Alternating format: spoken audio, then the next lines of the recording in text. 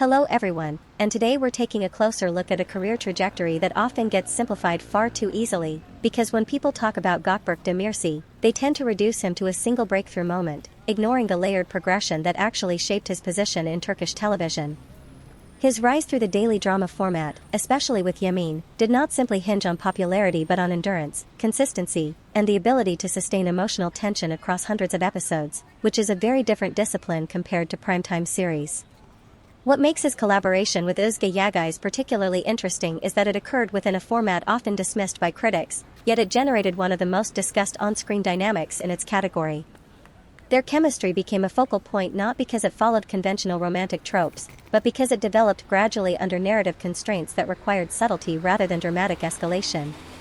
In interviews and audience discussions, it becomes clear that viewers were not just reacting to scripted romance, but to micro-expressions, pauses, and restrained performances that felt unusually authentic for a daily production.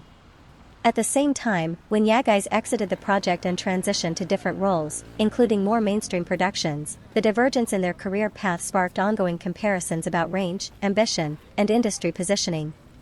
Some viewers interpreted Demirci's continued association with similar formats as a limitation, while others argued it demonstrated strategic consistency in a highly competitive environment where stability itself is a rare achievement. The conversation around them today is less about a single project and more about how two actors starting from the same narrative space can evolve in entirely different directions while still being linked in public perception.